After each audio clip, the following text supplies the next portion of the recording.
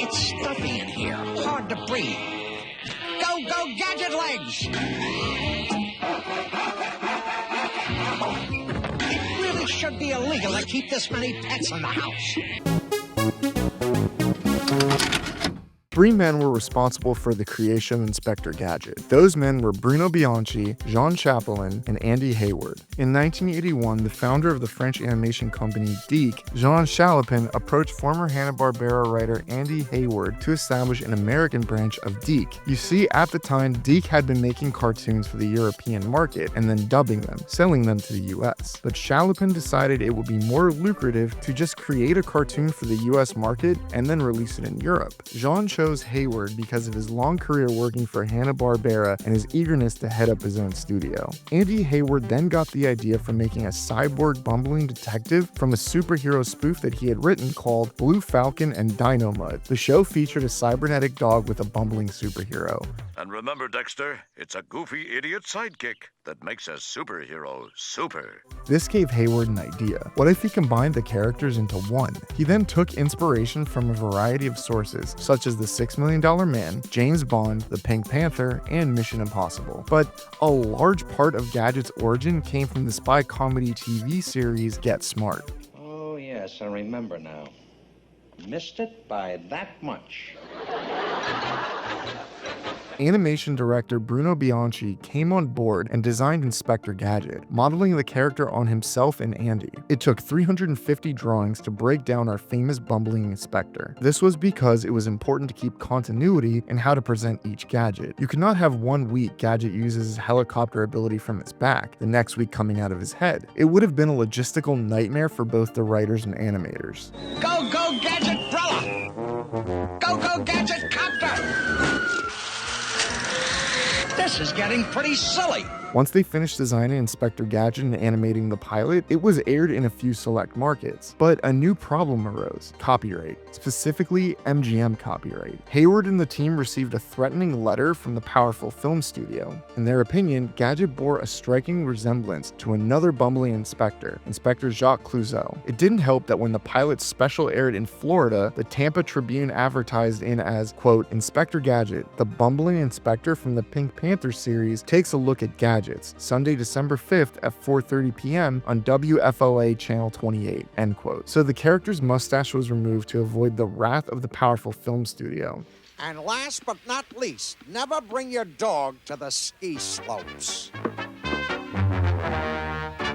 Chapelain helped develop the story with Hayward and the structure of the series. According to Jean's daughter, Inspector Gadget shares a lot of similarities with her father, specifically the goofball clueless personality and his bad luck with technology, or gadgets, as the series would call them.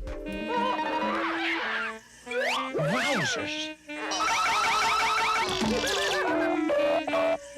Finding the voice for our cybernetic hero would be a journey of trial and error. According to Andy Hayward, the first person who voiced Gadget was the legendary voice actor Gary Owens. Gary voiced many iconic roles, such as the announcer on Rowan and Martin's Laugh-In, Space Ghost, and Blue Falcon. Dynamite, my robotic comrade, has been dealt a devastating blow. Sheesh, no kidding. I'm extremely wealthy. Quickly to the laboratory!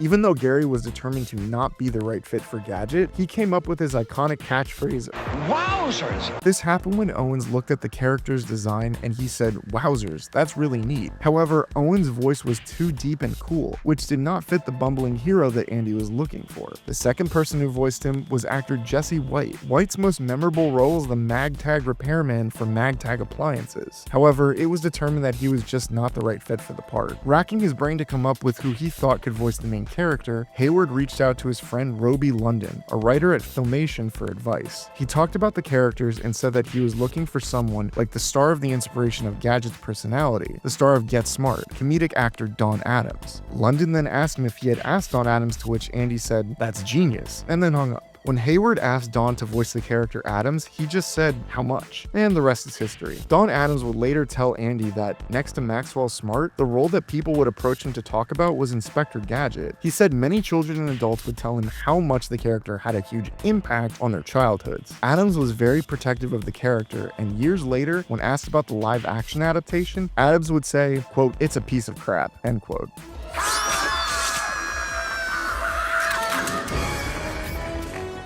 Each character in the supporting cast was designed for the sole purpose of fleshing out Gadget. Penny's pet dog was named Brain to illustrate how dumb Inspector Gadget was. It was a great gag. A dog was the brains of the operation. Penny was created to appeal to young girls. Speaking of Inspector Gadget's genius niece, the iconic voice actor Cree Summer was cast in the role. Her father was Don Franks, who went to the studio to audition for the show and brought Cree with him. He then asked her to audition for Penny, and she was cast. One of the very few times nepotism actually paid off. This was her first voice role, and it would lead to over 20 years of memorable roles in animation. One of the most interesting aspects about Penny was that she had technology that we are currently using today. 4 of the most obvious are tablets, Bluetooth headsets, GPS, and Apple Watches. There's something there. I knew it. Boy, it's big and fast.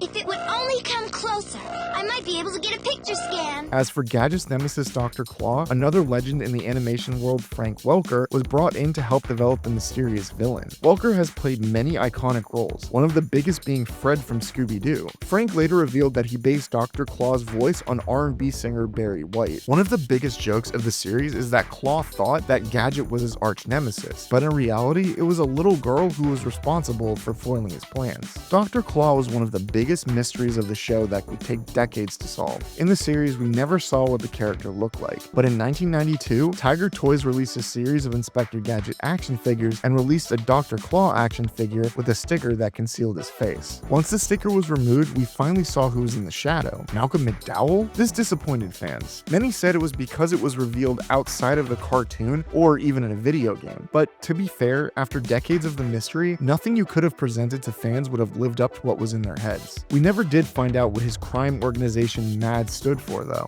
Gadget doesn't even suspect we're here. He's in for a surprise, isn't he, Mad Cat?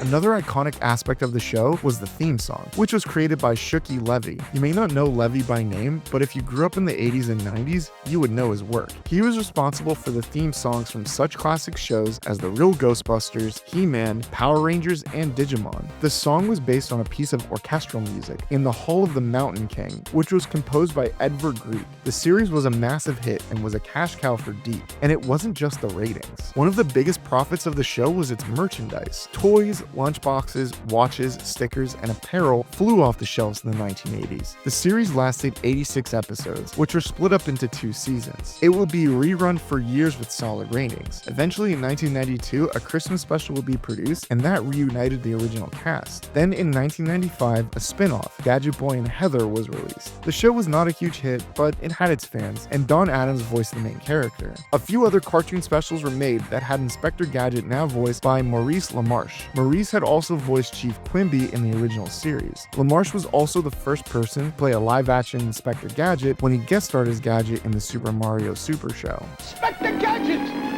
I said I'd be right over to give you a hand.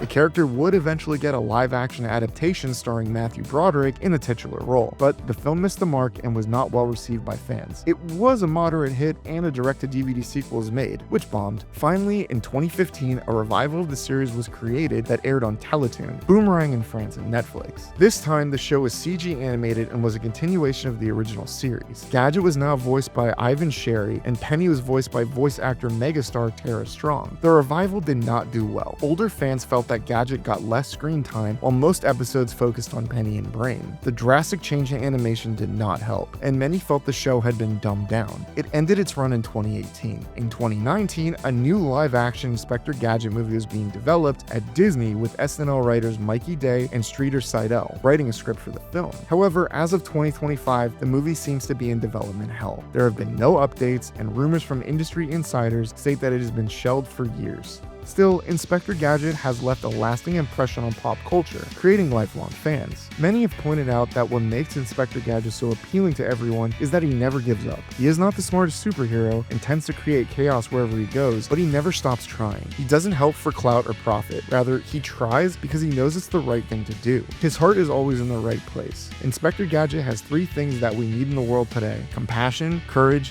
and heart. Wowzers. Merry Christmas to all, and a go-go Gadget good night.